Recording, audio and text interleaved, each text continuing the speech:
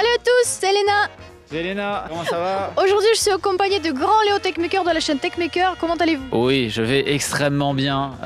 Il fait un peu frisquet, en Bretagne, en direct de la Bretagne, et il fait froid. Il fait froid, donc on va se dépêcher. Alors, dis-moi, s'il te plaît, aujourd'hui on parle des mangas de l'enfance. Après, l'enfance, c'est loin, on est tous des grands enfants finalement. Exactement, dis-moi, s'il te plaît, tu lis des mangas? Très peu, genre vraiment très peu. Je regarde beaucoup d'animés, mais je lis très peu de mangas parce que j'aime pas lire les images, et je préfère finalement me mettre sur mon canapé et regarder les images et éteindre mon cerveau. Très bien. Dans ce cas-là, donc tu lis pas beaucoup des mangas, mais quand est-ce que tu as découvert les mangas? En fait, c'est surtout assez tard parce que quand j'étais plus jeune, je lisais des trucs, mais c'était pas des mangas, c'était surtout tout ce qui est comics ou même tout ce qui est magazine de jeunesse, tout ce qui est Picsou Magazine et tout. Mes parents achetaient que ça tout le temps. Et du coup, ça doit être vers les coups de 17-18 ans où genre j'ai lu les premiers tomes de One Piece. Mais alors que je connaissais déjà la série avec les animés, mais j'ai lu les premiers tomes de One Piece, j'ai dû lire les 3 premiers. Puis je me suis rendu compte qu'un manga ça coûtait 8 € pièce et que vu combien il y en a sur One Piece, j'allais ruiner tout mon argent de poche. Effectivement, il y en a beaucoup et ça coûte très cher à force. Donc du coup, est-ce que c'est One Piece qui est ton vrai premier manga qui t'a marqué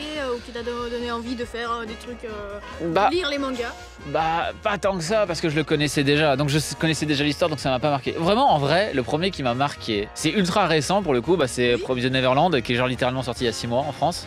Où il y a que les 5 premiers tomes, je crois, 5 premiers tomes. Oui, il y a 5 tomes. C'est ça. Et du coup, vu qu'à la base, quand je lisais les mangas que j'ai lus, les seuls petits mangas que j'ai lus, je les ai lus après. Genre, j'ai pu lire One Punch Man, je les ai lus après.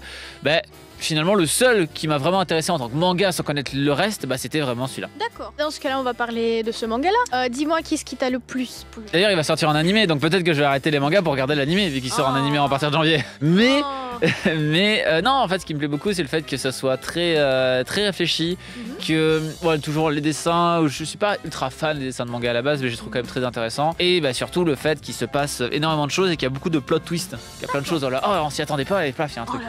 Effectivement, quand ça bouge, c'est plus intéressant. C'est ça. Mais quand ça bouge de manière réfléchie, quand c'est de l'action en mode là, il y a des monstres partout, pas trop mon truc quoi. Est-ce que tu penses que ce manga-là, The Promised Neverland, pourra te donner envie de lire autre chose après? Peut-être. En vrai, si j'avais lu Death Note plutôt que de le regarder, ça aurait pu beaucoup me plaire, je pense. Full Metal aussi, j'imagine. Mais ouais, plus si, un que j'aimerais beaucoup lire, mais pareil, il y a 12 milliards de tomes, c'est Détective Conan. J'aimerais beaucoup lire Détective Conan parce que j'aime beaucoup la série. Alors la série non censurée, pas la série française. Ouais, mais j'en ai 12 milliards, je sais. C'est quasi infini. Je sais. C'est pour ça, en fait, c'est tellement démotivant. C'est comme les mecs qui veulent se mettre à One Piece maintenant. Il y a 800 épisodes, c'est insupportable.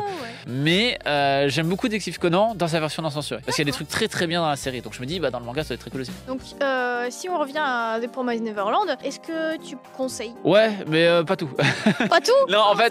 Le tome 1, je conseille, le tome 2. Par exemple, c'était très réfléchi en mode il y a des plot twists dans tous les sens, là jusqu'au tome 4. Et là, par exemple, c'est le tome 5 qui est sorti. Et je sais pas, j'ai l'impression que ça commençait déjà un peu s'essouffler. Bon, j'ai pas spoil le truc, mais.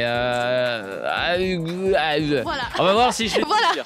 On va voir si je vais tout lire, clairement. Dis-moi, s'il te plaît, dans ce cas-là, est-ce que tu penses que ce manga peut être un bon premier manga à découvrir? Ouais, je pense que c'est cool parce que le truc reste assez enfantin, tu vois, au niveau des dessins. C'est pas des dessins très adultes pour le coup, parce que du coup, c'est dans un orphelinat, tout ça, donc du coup, et les images sont assez joyeuses à la base, donc je pense que tu peux facilement rentrer dans l'univers. Et derrière, en fait, c'est le style. Il y a des styles de dessin, par exemple, en manga, je trouve qu'ils sont très abrupts et qui n'intéressent pas forcément, quoi. Ouais, effectivement. Mais est-ce que tu crois que vraiment Promised Neverland, avec ces trucs un peu gore, c'est vraiment un bon moyen de rentrer dans le monde des mangas? Je pense quand même, il y a des trucs plus gore, je pense, dans les mangas. Je vois des fois, il y a des mangas qui sont très explicites, hein. Genre l'attaque des titans, par exemple, là, c'est.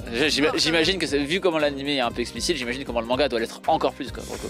Ouais, et par exemple, si t'as 12 ans, Promised Neverland ou pas, comme premier manga? Ouais, ça va, faut arrêter, quoi. À 12 ans, il joue à GTA 5, faites pas chier, quoi. Donc, du coup, Promised Neverland, un bon premier manga, tu penses, pour sûr? Je pense c'est très cool, en premier manga. Voilà. Merci beaucoup, Léo. Il est de rien. Va te réchauffer maintenant. Oui, allez, ciao tout le monde. Au revoir. Je n'ai arrêté jamais d'apprendre. Salut.